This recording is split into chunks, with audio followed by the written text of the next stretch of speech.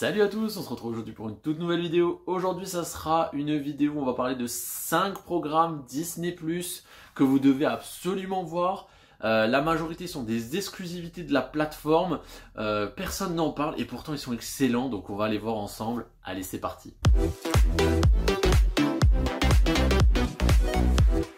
On va commencer tout de suite cette sélection de 5 programmes avec un film qui est en fait une sorte de reboot, on va dire, ou une suite spirituelle, appelez ça comme vous voulez, de Tic et Tac, les Rangers du Risque. Donc évidemment la série animée des années 80-90, ça a été vraiment excellent pour beaucoup. Et là ils nous ont fait une sorte de revival, reboot, appelez ça comme vous voulez, en 2022, un programme inédit à Disney+.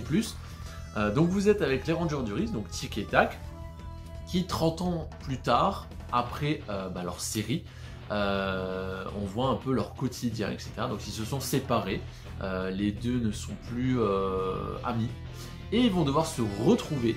Un a dû faire un lifting, donc il est vraiment en style 3D, l'autre est plutôt en style 2D. Ils ont beaucoup de choses qui les séparent.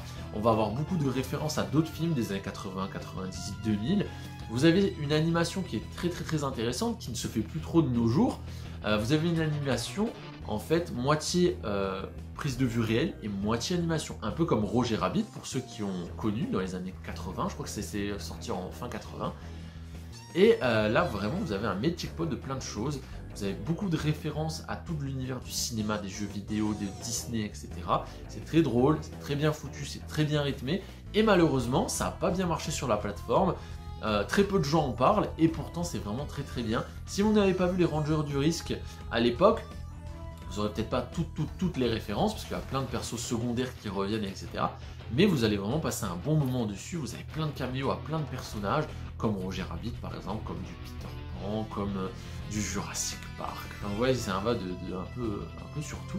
Et franchement, c'est vraiment un très bon moment.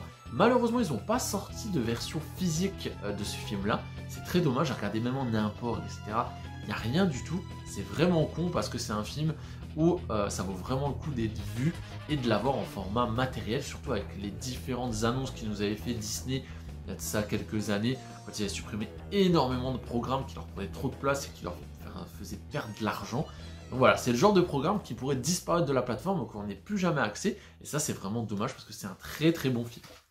Ensuite, le deuxième, série beaucoup plus récente, Gagné ou perdu. Alors, c'est la première série d'animation Pixar exclusif à Disney+. Donc, vous êtes sur une série de 8 épisodes d'environ une trentaine de minutes où vous suivez le quotidien d'une équipe de baseball. La petite particularité, c'est que chaque épisode prend le parti et la position ou la prise de vue d'un des personnages. Et au fur et à mesure de l'histoire, on a un peu tout le point de vue des personnages jusqu'à un dénouement qui va expliquer pourquoi tel personnage a fait ça à tel moment, etc.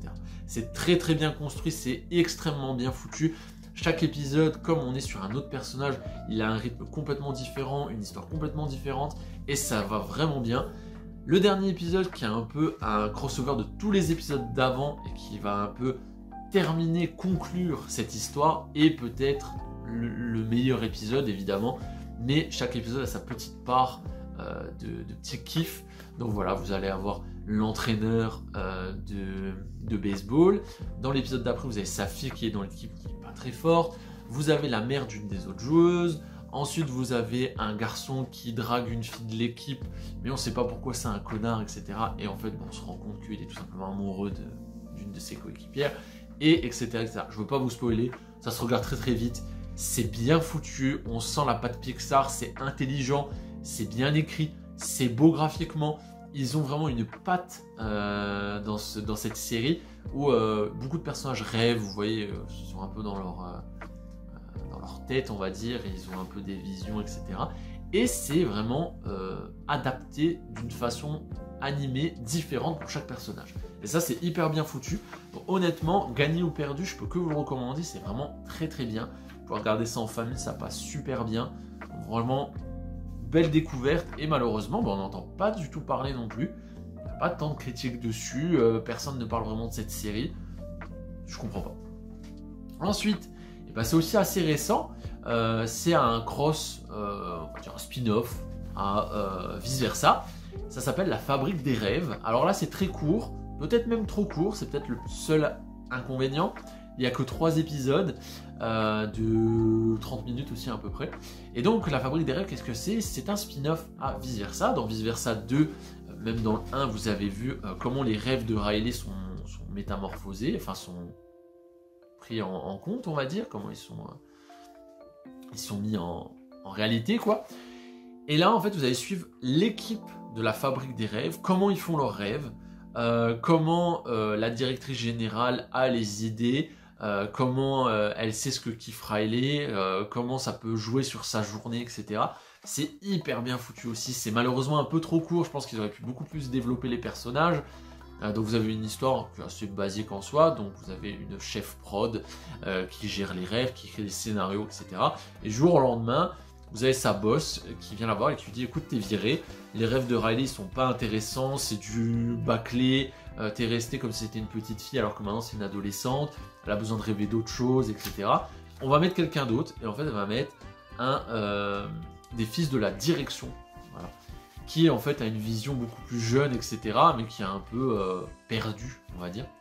Et donc cette petite équipe, voilà, ils vont un peu se tirer la bourre pour savoir qui fait les meilleurs rêves, etc. C'est super bien foutu, franchement c'est hyper marrant. Vous avez les personnages de Vice Versa qui reviennent de temps en temps, vous avez des petites brides comme ça de persos. C'est un très très bon spin-off, franchement moi j'ai adoré. Ça aussi personne n'en parle et malheureusement c'est franchement très très bien. Donc la qualité est au rendez-vous. Ensuite, complètement autre chose, là on est sur un film plutôt de la Fox, évidemment racheté par Disney, vous savez, mais qui mettent les films sur leur plateforme. Il s'agit de The Menu. Alors je vous avais déjà parlé, je pense, dans une des vidéos achat, parce que je l'ai trouvé en Blu-ray en import. J'ai eu beaucoup de mal à le trouver.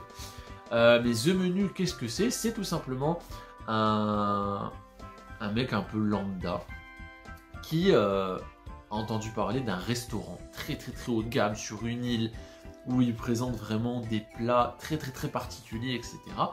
Et décide d'y aller en invitant une meuf qui ne connaît pas vraiment. Donc c'est Anna Taylor-Joy pour ceux qui connaissent. Elle tient pas mal le film, donc c'est bien de la citer. Et ils vont sur cette île, ils dînent en fait. Les plats ils sont un peu bizarres, etc. Et plus le dîner se passe, plus le chef dit des trucs un petit peu bizarres, etc. En fait, ils vont se rendre compte que c'est leur dernier dîner, tout simplement. Qu'à la fin de leur dîner, le programme c'est qu'ils meurent, tout simplement. Alors c'est très suspense, c'est un huis clos dans un restaurant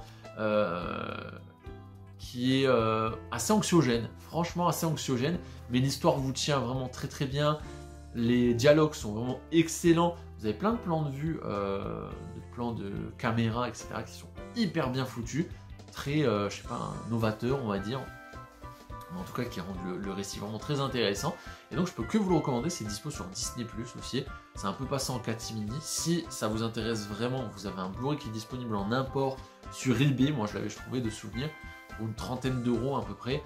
Bon voilà, il y a la VF dessus, donc ça peut être quand même intéressant. Donc The Menu, je veux pas vous en dire plus sur l'histoire, c'est vraiment ça qui fait le sel, parce que ça reste un huis clos, donc les huis clos tout se base beaucoup en tout cas sur l'histoire. Donc voilà, je veux pas vous en dire plus.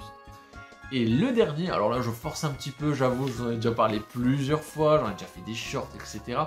On va parler de Monstre au Travail. Monstre au Travail, qu'est-ce que c'est? C'est une suite à Monstres et compagnie, mais version série, où vous n'êtes plus avec Bob et Sully, vous êtes avec un nouveau personnage qui va être embauché tout simplement chez Monstres et compagnie, mais dans la section du coup rigoleur et non terreur, puisque la terreur c'est fini maintenant, c'est la rigolade pour avoir de l'énergie. Et vous allez avoir justement cette progression de ce personnage dans l'entreprise. Donc au début il commence à tout ce qui est maintenance, puis après il va augmenter et il va finir par être rigoleur pro, on va dire, voilà. Vous avez de temps en temps Bob et Sully qui apparaissent, puisque ce sont les directeurs de l'entreprise. Vous allez vous rendre compte qu'en fait à Monstropolis il y a plusieurs entreprises qui gèrent la terreur, et que la Monstres et compagnie, c'est les seuls qui font des rires, l'énergie. Donc voilà, il y a plein de choses. La saison 1 est un petit peu en dessous. C'est vrai que c'est peut-être pas la plus intéressante, mais c'est une bonne mise en bouche pour l'histoire. La saison 2 est vraiment meilleure, beaucoup plus intéressante, etc. J'espère de tout cœur une saison 3. En tout cas, c'est ouvert pour. Il n'y a eu pas beaucoup de succès non plus pour cette série malheureusement. Pourtant, Monstres et compagnie, c'est quand même un film qui a énormément plu. Monstre Academy a très bien marché au box-office à l'époque, même si on entend moins parler. C'est quand même une licence qui est très très très appréciée. Et Monstre au travail, personne n'en parle. Et moi je vous dis honnêtement, regardez, c'est très très cool. La saison 1, il y a une dizaine d'épisodes de souvenirs, la saison 2 aussi.